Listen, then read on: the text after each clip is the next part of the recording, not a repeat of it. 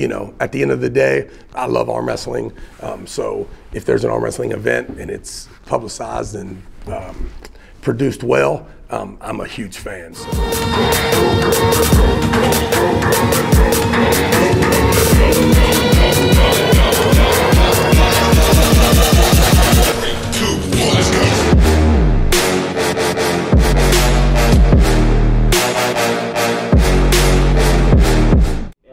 Big question, my relationship with the World Arm Wrestling League. The 100% truth to that is I have zero relationship currently with the World Arm Wrestling League. Will that change one day? I am always for hire. To recap briefly, I've talked about this on a few other shows, but the simple fact of the matter is when the World Arm Wrestling League was formed in 2014, for 2 years, I ran every single thing when it came to the qualifiers, to the events, set up the events, and you know, kind of built it up. We had a pretty good regional event 3 years ago where we split the teams up into North, South, and West. It ended up bringing a lot of people together. What started out looking like a beautiful model for the rest of our lives, it ended up kind of crumbling pretty quick. We wanted to, you know, at the top, they just wanted to kind of get rid of the qualifiers a little bit. So they started tweaking it enough until it was pretty much unrecognizable to me. Of course, there were some things said, maybe the work environment wasn't amazing there. So at the end of the 2 years, right before the 2016 or 17 Supercross schedule, I kind of got my 3 months notice, which meant that, Travis, you will be taken off of your $100,000 payroll. So the $8,334 a month will end the first month of the Supercross schedule, which would be January 2016. So that was, I got a little 3-month severance pay, which means he gave me the monster gig at the Supercross events. It paid actually about $12,000 a month to work those shows. So it was a pretty sweet gig for 4 months, but it was more or less severance pay, your 2 weeks notice. So during that time that I was working the Supercross, I just gathered sponsors and went right back to the same NAL schedule that I had been working before I met the WAL.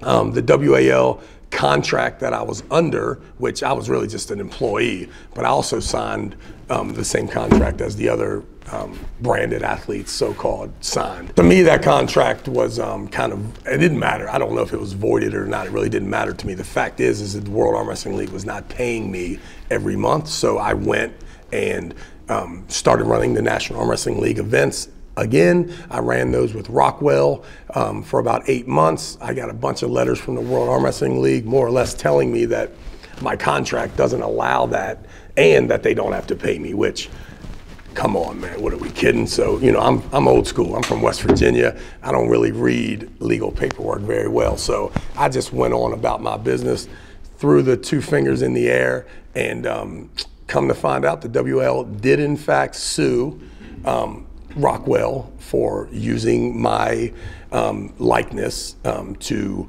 promote their brand. It was a kind of a pain in the ass. I had to, it wasn't that I had to, like, the World Arm Wrestling League, really, Steve Kaplan said, Travis, don't worry, we're not suing you. We're just suing Rockwell, which was really not cool because Rockwell was me. And, you know, I more or less begged those guys to come in and run the events with me. They did, and to this day, Rockwell remains to be the coolest freaking company in the whole world. So if you're in any need of some apparel, watches, sunglasses, Rockwell, Tom, has everything that you need. Feel free to hit them up, good people. So after that, I went with Cooper Tires, and I've been working with a few other sponsors. I don't want to say their names in fear that Kaplan will try to sue them. So, but the fact is, we've been going strong here for 3 years. The WL had closed down. A year later, opened back up, changed the format into super matches that we know and love today, or at least some of us love. To me, that too would have voided any contracts. But the WAL still claims, whispers sometimes to me when when people are trying to use some Travis Bagent stuff and they choose to go through the WAL to ask for permission, he still claims that I am under contract. So Steve Kaplan, I mean, I don't know if you're or something, but I have never and will never follow any bullshit contract that I don't get paid from. So I do not work with the World Arm Wrestling League, and I don't see it anything changing in the near future. However, the bums that they currently have on their roster, you know, taking care of them would be, I believe, quite easy for me at this point in my life. However, it's going to cost you a little bit more than those slave wages that you're paying Matt Mask and Todd Hutchings right now currently. So, and I love those guys too. So I said your names out of love, so don't get your panties in a bunch there too much. Besides that, that's my relationship with the WAL. But actually, I'm just a fan. So every time they have those cards and you know, 506, 505, all those stuff, I've been watching very eagerly. And you know, at the end of the day, I love arm wrestling. So if there's an arm wrestling event and it's publicized and produced well, I'm a huge fan. So kudos to the World Arm Wrestling League. Keep doing what you're doing, but make sure that you know your product is not amazing without the beast.